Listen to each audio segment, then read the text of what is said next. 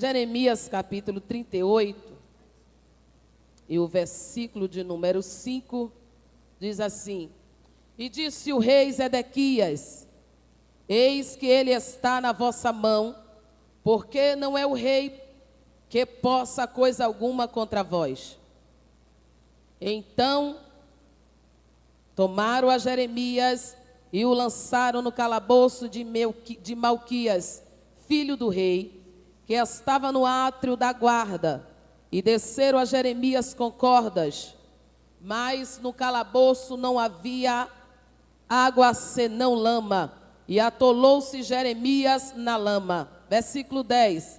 Então deu ordem o rei a Ebed-Meleque, o etíope, dizendo: Toma contigo daqui 30 homens e tira Jeremias, o profeta, do calabouço antes que morra.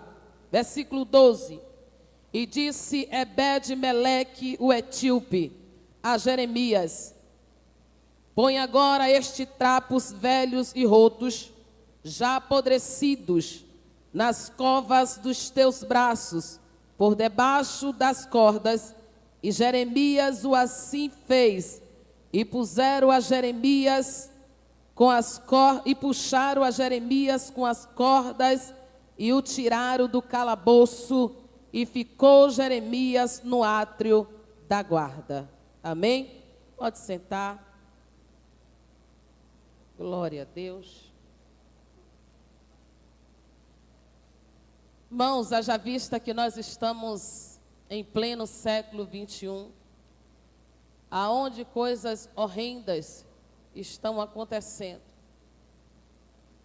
Haja vista que nós estamos passando por uma grande dificuldade espiritual, onde muitos estão dentro da casa do Senhor, mas infelizmente ainda não se encontraram como um adorador.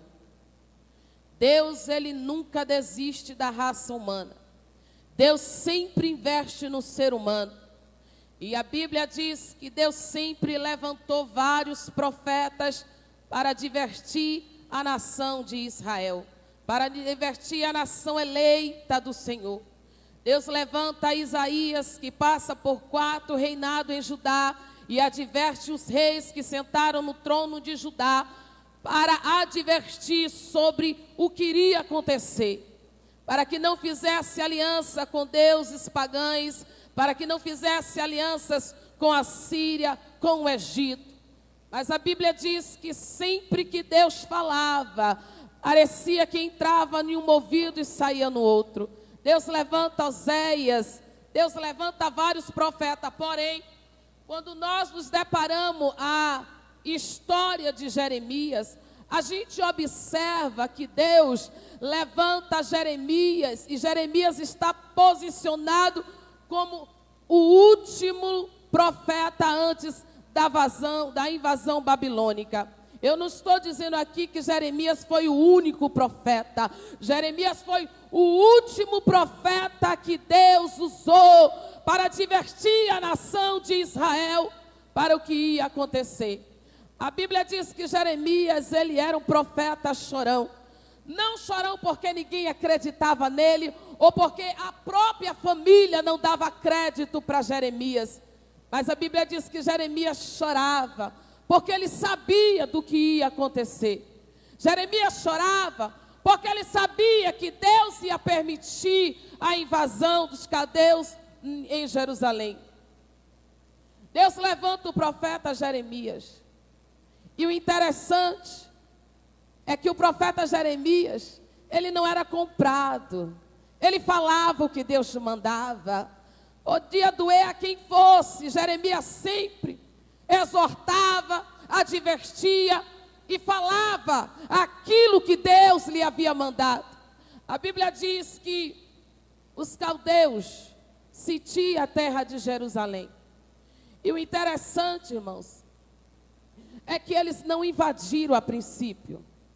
Eles sitiam a terra, e é uma estratégia que Satanás usa até o dia de hoje. É a pressão psicológica sobre as nossas vidas. E a Bíblia diz que quando a terra de Jerusalém é sitiada, ninguém entra e ninguém sai. E por certo Nabucodonosor instruiu aos seus oficiais, dizendo: não invada ainda Jerusalém. Vamos ver até onde ele vai suportar. Vamos ver até onde ele vai aguentar a pressão. E a história diz que saía sempre alguém para observar. E no que observava, voltava para o rei e dizia: olha, a terra, a cidade está cercada, os caldeus verdadeiramente estão lá fora. E o que iremos fazer? Ninguém saía e ninguém entrava. E as pessoas começaram a viver sobre uma pressão dentro de Jerusalém. Quando vivemos debaixo de pressão, o crente adorador, ele dobra o joelho e ele vai falar com quem pode resolver a situação dele. A Bíblia diz que Nabucodonosor chama os oficiais dele e diz para ele: invada Jerusalém, destrua Jerusalém, vem das portas de Jerusalém e leve as cabeças pensantes para a Babilônia. Irmãos, todo homem que sentasse no trono de Judá, todo rei tinha por obrigação chamar todos os profetas para saber o que Deus iria fazer. A Bíblia diz que Zedequias, ele chama todos os profetas e coloca os profetas na frente dele.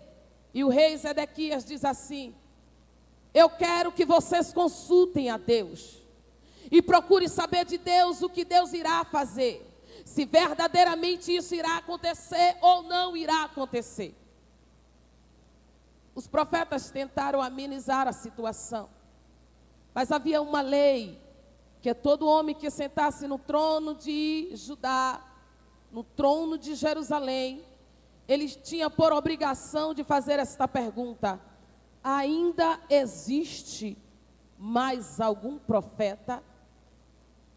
Se levanta um e diz assim: existe sim. Existe um homem chamado Jeremias. E talvez, rei, tu não queira ouvir o que Jeremias irá te dizer, mas ele tinha por obrigação de chamar Jeremias. E a Bíblia diz que Zedequias chama Jeremias. E quando Jeremias se apresenta ao rei, Jeremias diz o que Deus lhe havia falado. Olha, rei, Deus vai permitir que os caldeus invadam Jerusalém. Deus vai permitir que as cabeças pensantes desta terra sejam escravos na Babilônia. A Bíblia diz que Zedequias fica tão indignado com aquela situação e pega Jeremias e coloca Jeremias no tronco da cidade e açoita Jeremias e bate em Jeremias. Irmãos, sabe por que levamos tantas afrontas nesta terra? É quando estamos na direção do Espírito Santo de Deus. Quem açoitou Jeremias? Quem deu ordem a Jeremias para ir para o tronco? Foi os próprios judeus.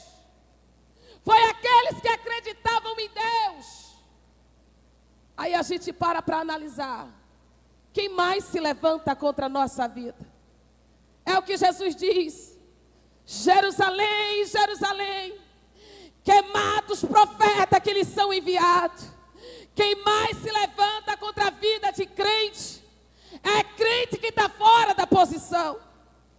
Porque quem mais se levantou contra a igreja de Filadélfia foi os crentes da igreja de Esmirna, os crentes da igreja de Pérgamo, de Éfeso, de Tiatira, que era indignado com a graça que tinha em Filadélfia. A Bíblia diz que Jeremias vai para o calabouço, vai para o tronco da cidade. E ele começa a ser açoitado e bate em Jeremias. A história diz que Zedequias tinha que de novo chamar os profetas. E de novo ele tinha que fazer a pergunta que ele não queria fazer: ainda existe algum profeta do Senhor para que possamos consultar Se levanta mais um oficial e diz assim: ó rei, existe sim, é Jeremias, mas ele está lá no tronco, todo ensanguentado. Zedequias diz: chama ele aqui. E a Bíblia diz que Zedequias olha para Jeremias e diz: Jeremias, você tem algo da parte de Deus para nos falar? Sim, eu tenho, ó rei. Você vai ser levado cativo. Teus filhos irão morrer aos teus olhos. Irão arrancar suas unhas. Irão arrancar os seus olhos e você vai ser escravo na Babilônia. Eu quero te dizer algo nesta manhã. Quem é profeta de Deus não muda a mensagem. Quem é profeta de Deus não procura atalho. Quem é profeta de Deus, mesmo sabendo que tem que ir para o tronco apanhar, ele fala aquilo que Deus lhe ordena falar. Pega Jeremias, irmãos, e dessa vez leva Jeremias para o calabouço. E quando leva Jeremias para o calabouço, a Bíblia diz que leva Jeremias para o calabouço de Malquim, que ficava no fundo do harém do rei, e lança Jeremias lá. Ai, chacalamandarai. E a Bíblia diz que o calabouço não havia água, senão lama. E não foram delicados para jogar Jeremias no calabouço. Porque é mais fácil lançar a gente no calabouço do que fazer a gente subir mais um degrau da nossa história. É mais fácil empurrar a gente para o calabouço do que dar a mão para nos levantar.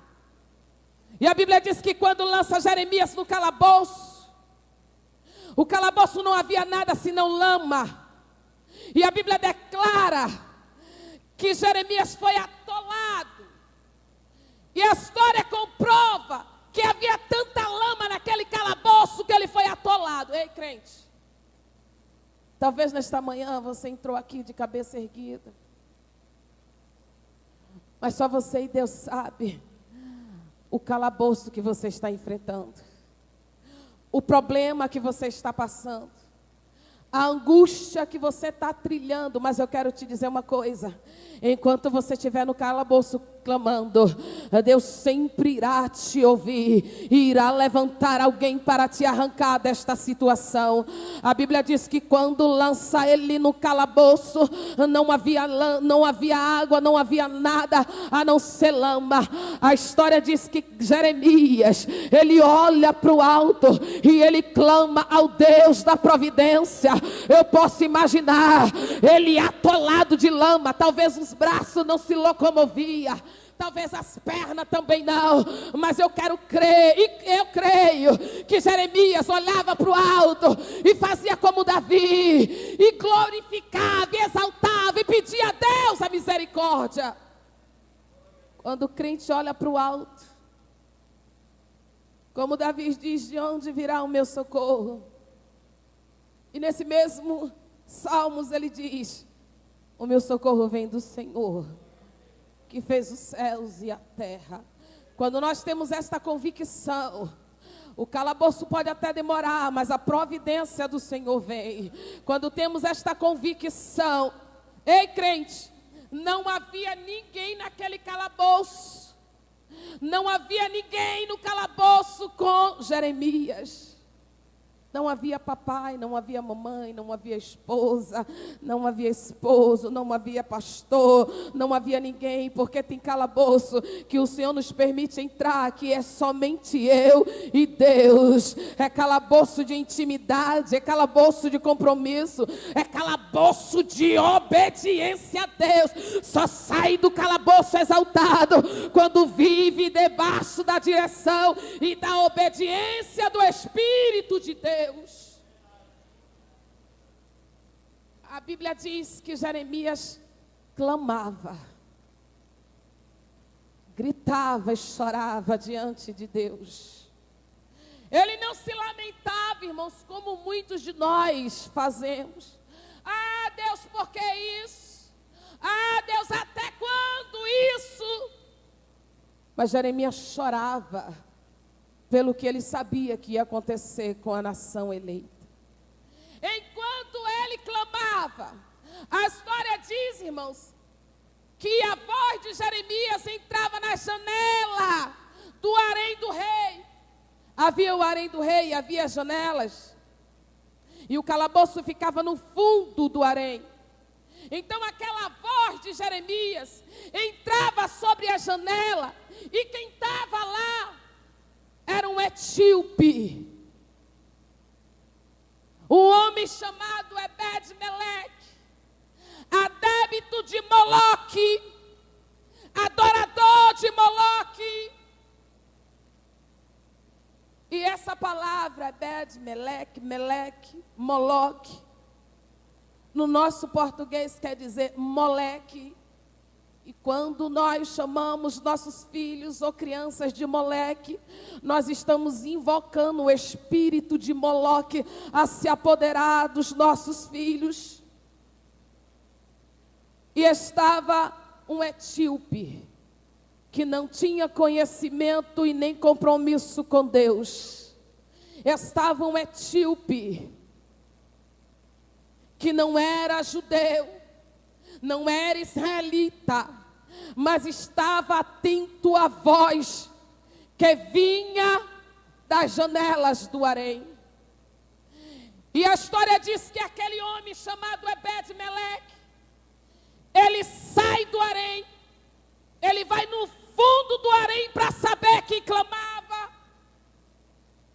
E quando ele se depara ao calabouço, ele vê Jeremias. E ele vai até o rei. E quando ele vai até o rei, ele intercede por Jeremias. O clamor de Jeremias comove o coração daquele homem. E aquele homem vai até o rei Zedequias e diz: ó rei, eu quero que você veja a situação de Jeremias, rei. Ó rei, ele está atolado de lama. Tira ele de lá antes que ele morra. Não deixa ele lá, rei.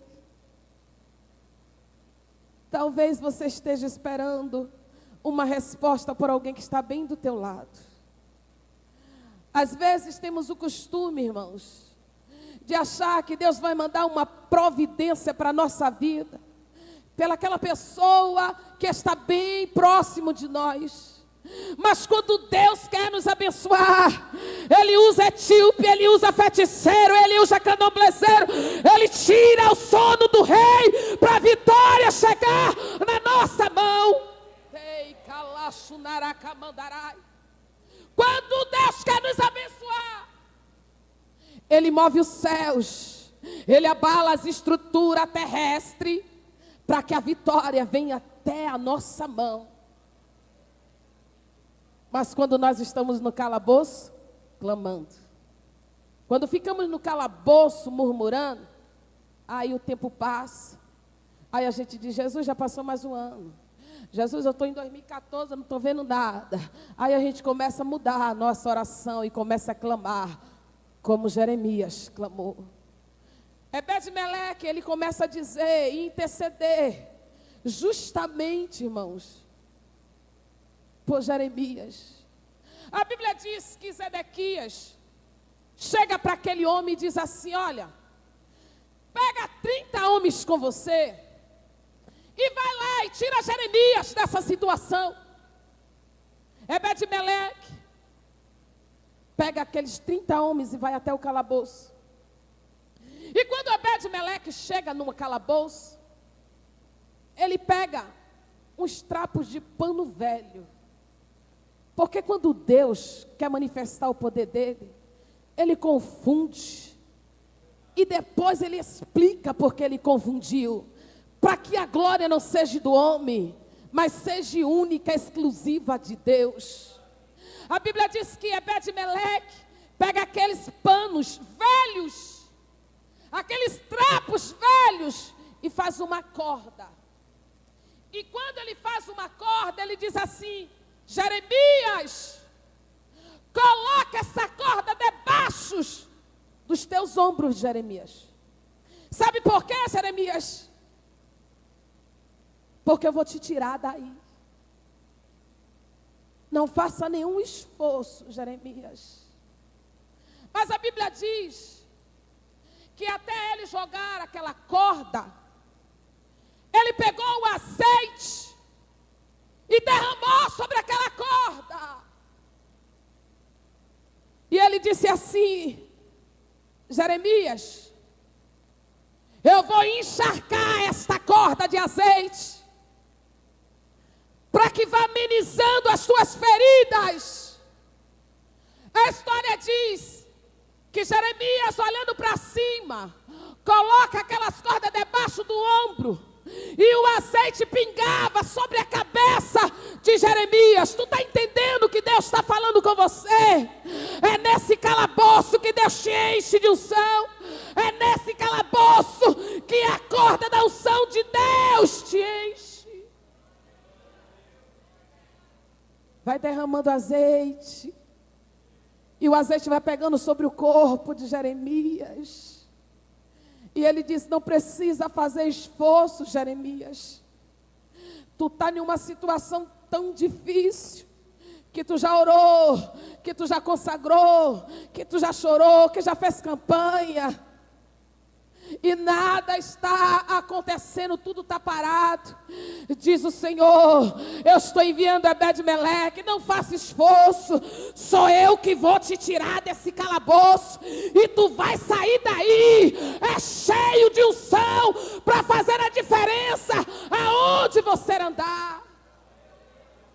A Bíblia diz que quando tira Jeremias do calabouço, detalhe, irmãos, enquanto eu estava tirando Jeremias do calabouço, Nabucodonosor estava dando uma ordem para invadir Jerusalém. Enquanto eu estava tirando Jeremias do calabouço, Nabucodonosor estava oficializando a invasão babilônica. E a história diz que Nabucodonosor chama os oficiais de guerra e coloca sobre a frente dele, e pede para que todos eles fizessem um juramento. E a Bíblia diz que Nabucodonosor disse: faça um juramento. Ao entrar nesta cidade, destrua tudo, saqueie o templo. Aqueles que forem mais sábios, traga para a Babilônia para nos servir. E eles, os oficiais, tinham por obrigação bater no peito e dizer: eu juro. E passava para o outro oficial e dizia: invada Jerusalém, destrua. E todos eles tinham que fazer esse juramento. Porém, a história diz que quando chegou no último oficial, Nabucodonosor disse assim: ei, tu vai fazer um juramento. Você vai entrar nesta cidade, e nesta cidade tem um homem chamado Jeremias. É um profeta de Deus. E você vai dizer para ele assim: Jeremias, tu tem 3 opções. O rei mandou te dizer: ou você quer ir para a Babilônia comer na mesa do rei, ou você quer ficar aqui em Jerusalém, ou você quer anistia no Egito. Quem vive na direção de Deus tem opção para escolher. Quem passa pela prova sem murmurar tem opção para escolher. Lá e Shekalamandarai. Quem está no calabouço sem murmurar, além de receber porção dobrada, tem opção de escolha. A Bíblia diz que quando tira Jeremias do calabouço, ele vai para a guarda do rei. Nabucodonosor invade a cidade. E o interessante é que quando o oficial chega para Jeremias, ele olha para Jeremias, vê as condições físicas daquele homem. A Bíblia diz que aquele oficial tira a capa dele, coloca sobre o ombro de Jeremias e diz assim: ei, tu é profeta de Deus aqui, tu tem livre escolha. Lá e Shekalamandarai. Jeremias não estava nem entendendo o que estava acontecendo.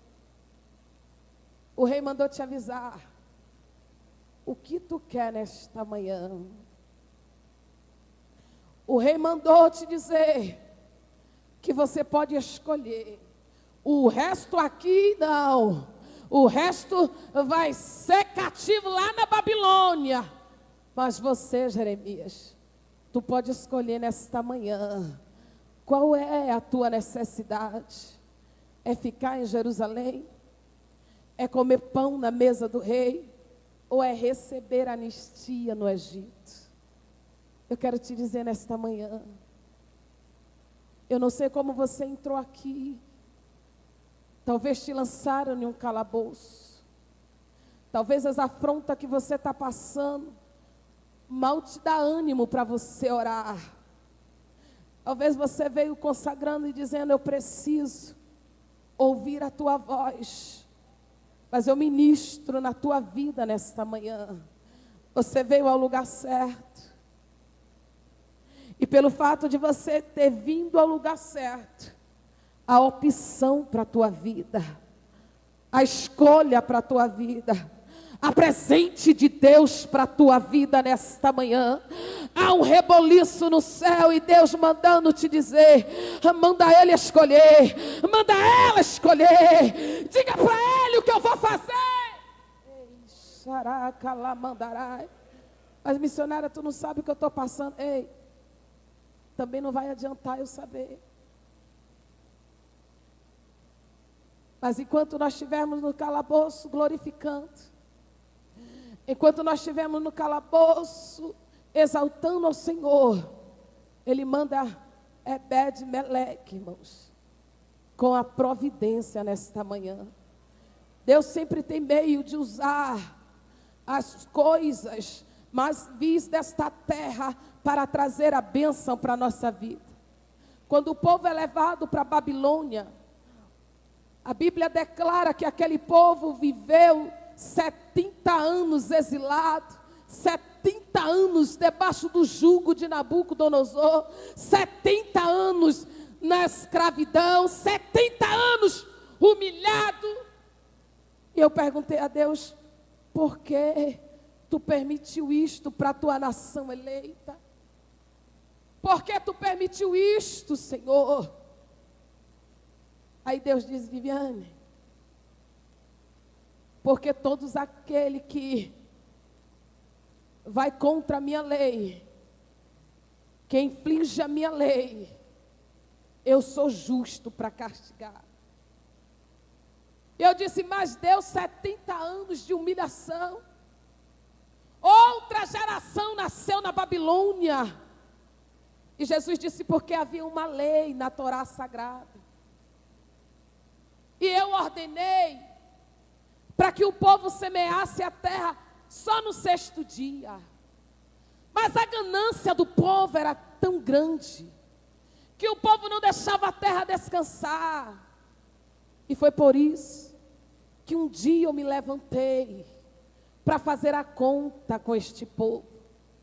Quando pecamos, irmãos, e passa um dia, passa 2, passa um ano, passa 2 anos, e a gente não vê Deus agir diante daquele pecado, parece que vira costume ou hábito sobre a nossa vida. E a Bíblia diz que o povo estava o tempo todo errando diante de Deus, até que um dia Deus coloca no coração de Nabucodonosor invadir Jerusalém. Mas como eu disse aqui, Deus sempre investe na vida do ser humano. Deus sempre vai investir na tua vida, mesmo você não querendo, irmãos. Porque as promessas de Deus, elas são condicionais. Promessa só acontece na vida daquele que está na posição esperando a promessa. Eu ouço N pessoas dizer: eu não vou morrer enquanto as promessas não se cumprir. Irmãos, as promessas vão se cumprir na vida daquele que estão na obediência, esperando a promessa se cumprir. Foi por isso que Deus permitiu que a nação eleita fosse para a Babilônia. Mas mesmo assim, na Babilônia, Deus levanta um profeta, Ezequiel. Porque ali o povo estava sendo humilhado. Porque ali o povo estava no calabouço, como Jeremias estava. Até que um dia, Deus coloca no coração de um homem chamado Ciro. E a Bíblia, em Isaías 45, diz que ele era ungido de Deus, não era judeu.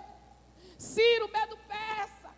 Deus coloca no coração de Ciro o desejo de invadir Babilônia, uma cidade bem fortificada. Os muros da Babilônia eram intransponíveis. Mas eu quero te dizer uma coisa: mesmo a tua dificuldade ou o teu problema sendo impossível para você, há um ponto fraco para Deus agir, há um rio para Deus entrar. Ei, crente, eu estou pregando para quem está no calabouço, eu estou pregando para quem está com problema. O povo estava humilhado na Babilônia, mas Deus não desiste dele. Até que um dia, Deus toca no coração de Ciro e diz: invada a Babilônia. Invada a Babilônia. Mas como eu vou invadir Babilônia? O povo está lá, trancado. E Deus coloca no coração de Ciro e diz: invada a Babilônia.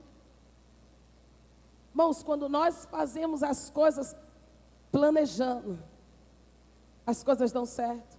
A Bíblia diz que Ciro, ele começa a estudar a cidade da Babilônia. E enquanto ele vai estudando, ele observa que era difícil entrar em Babilônia. Mas ele descobre o ponto fraco da Babilônia. Que debaixo daquelas muralhas havia um rio que passava, que era o rio Eufrates. E a história diz que ele faz uma represa. Ele cerca o rio, ele invade Babilônia pelo rio, debaixo das muralhas. E quando ele toma Babilônia, Deus olha para ele e diz: Ciro, liberte o meu povo judeu. E o povo volta para Jerusalém e volta cantando o hino que está lá escrito em Salmo 126. O povo alegre, porque Deus não desiste do povo. E nesta manhã, é o que Deus está mandando eu lhe dizer: Ele não desistiu de você. Talvez você possa dizer: eu saí do calabouço, mas eu estou preso na Babilônia. Não tem problema. Deus levanta um Ebed-Meleque. Deus levanta um Ciro, Medo-Persa. Deus, Ele trabalha como Ele quer. A Bíblia diz que Ele manda no céu, Ele manda na terra.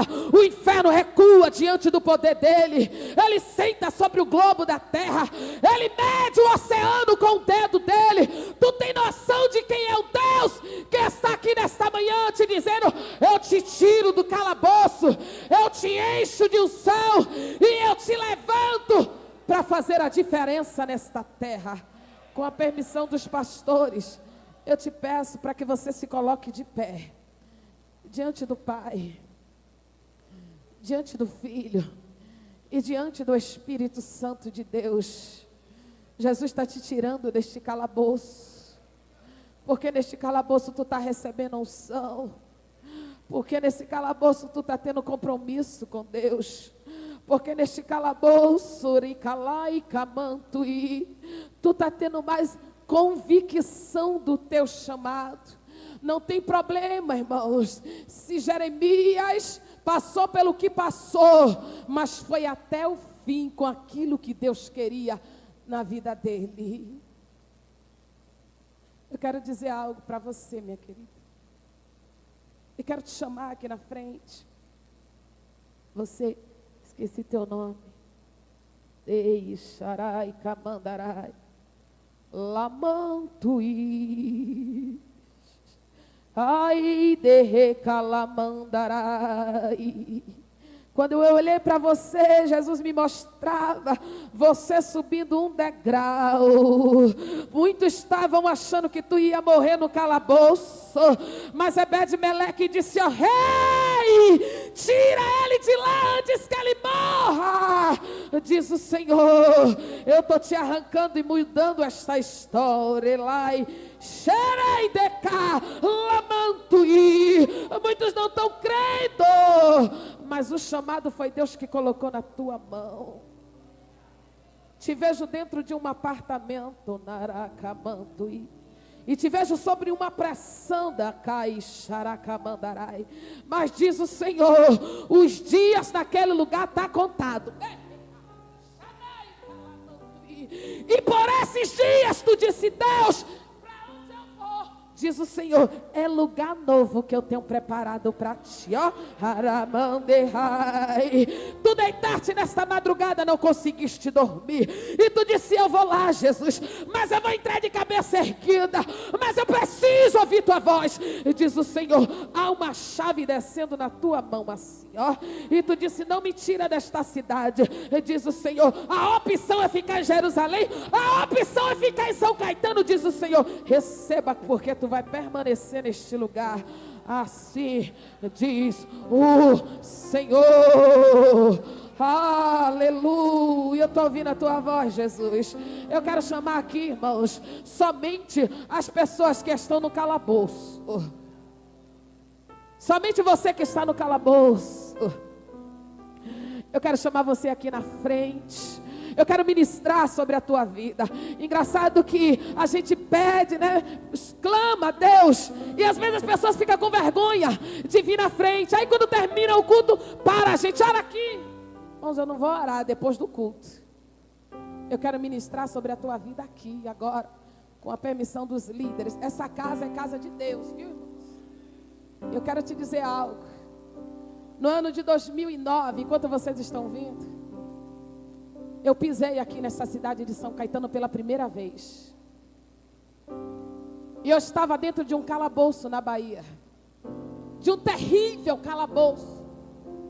E a minha irmã me ligou, meu cunhado jogava aqui no São Caetano, e ela me ligou e disse: eu queria que você viesse aqui conhecer São Caetano. E eu disse: sabe quando a gente está no calabouço, a gente não quer ouvir nada, não quer saber de nada. E a gente só chora, entrando em uma depressão. E quando eu cheguei nesta cidade, estava um frio terrível. Maio de 2009.